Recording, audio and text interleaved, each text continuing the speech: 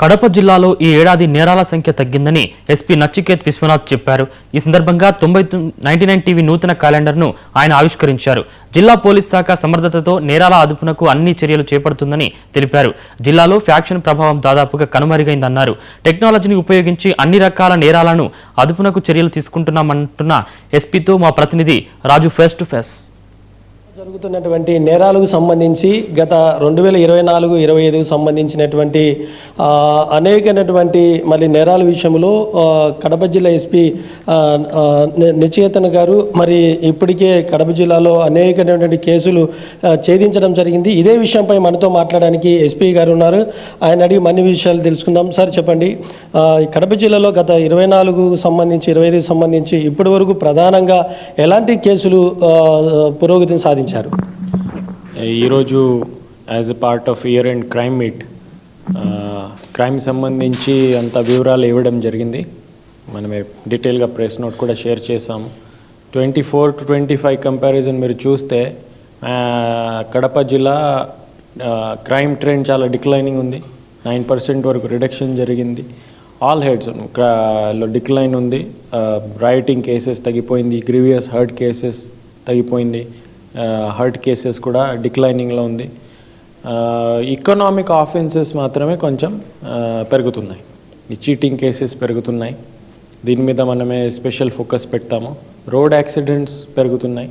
Road accidents వల్ల జరిగిన deaths కూడా పెరుగుతున్నాయి. దీని మీద కూడా ఈ సంవత్సరాల్లో స్పెషల్ డ్రైవ్, స్పెషల్ ఫోకస్ చేయడం జరుగుతుంది.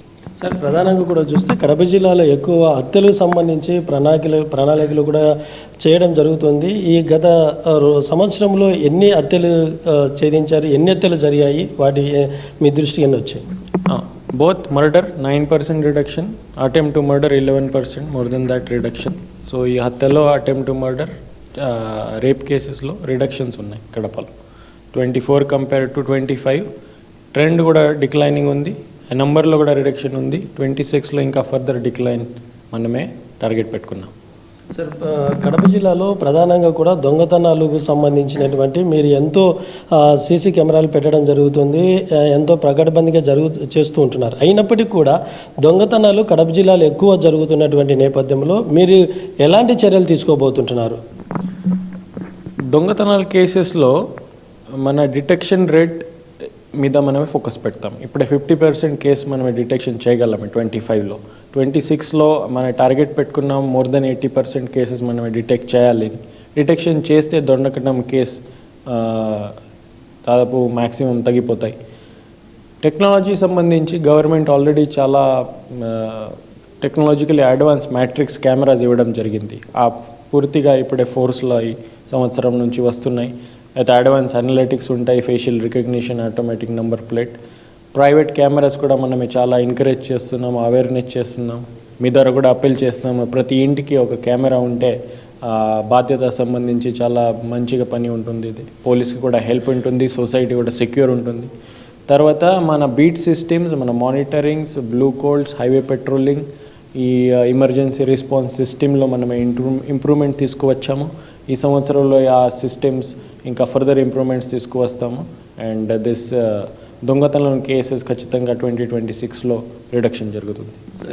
రాబోయేటువంటి రోజుల్లో స్థానిక ఎన్నికలు రాబోతుంటున్నాయి. కడప జిల్లాలో ప్రధానంగా ఫ్యాక్షన్ గ్రామాలు ఉన్నటువంటి ఏరియాలు ఎక్కువ ఉన్నాయి. వీటిని ఎన్నికలు రాబోతున్నటువంటి నేపథ్యంలో ఎలాంటి చర్యలు తీసుకోబోతుంటున్నారు సార్?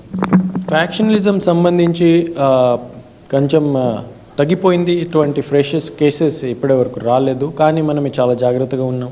ఫ్యాక్షన్ విలేజెస్ రెగ్యులర్గా విజిట్ చేయడం జరుగుతుంది. పల్లె నిద్ర ప్రోగ్రామ్స్ జరుగుతున్నాయి. ఇప్పుడే చాలా ఇంక్రీజ్ చేశాను. ఆఫీసర్స్ ఆ ఫ్యాక్షన్ విలేజ్లో పోతున్నాం. సెపరేట్ ఫ్యాక్షన్ ఒక టీం ఉంది, అండర్ ఇన్స్పెక్టర్స్ టీం ఉంటాయి. ఆ రెగ్యులర్ మానిటరింగ్ జరుగుతుంది. సో ఫ్యాక్షన్ యాక్టివిటీస్ మీద మనం క్లోజ్ వాచ్ పెట్టుకున్నాము. ఏదైనా చిన్న ఇన్సిడెంట్ జరిగితే కూడా సీరియస్గా లీగల్ ప్రాసెస్ మనమే స్టార్ట్ చేస్తాం. సార్, ఫైనల్గా కడప జిల్లా ప్రజలకు 2026 సంవత్సరంలో ఏ విధంగా పోలీస్ డిపార్ట్మెంట్ నుంచి ఏ విధంగా భరోసా కల్పించబోతున్నారు? కడప జిల్లా ప్రజల కోసం మనమే ఇక్కడ ఉన్నాము. ప్రజల బాధ్యత, ప్రజల భద్రత కోసం మనమే ఇక్కడ ఉన్నాము.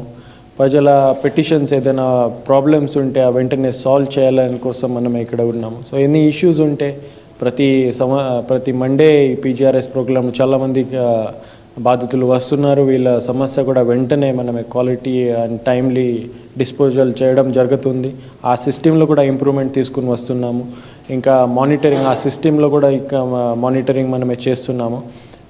బేసికలీ పోలీస్ మీద ట్రస్ట్ ఉండాలి. స్టేషన్లో వెళ్తే మన న్యాయం జరుగుతుంది. ఆ ఎక్స్పెక్టేషన్స్తో చాలామంది జనాలు వెళ్తారు. ఆ ఎక్స్పెక్టేషన్స్కి మనమే పూర్తి చేయాలి అని అనుకొని అన్ని పోలీస్ డిపార్ట్మెంట్ ఫంక్షన్ చేస్తుంది.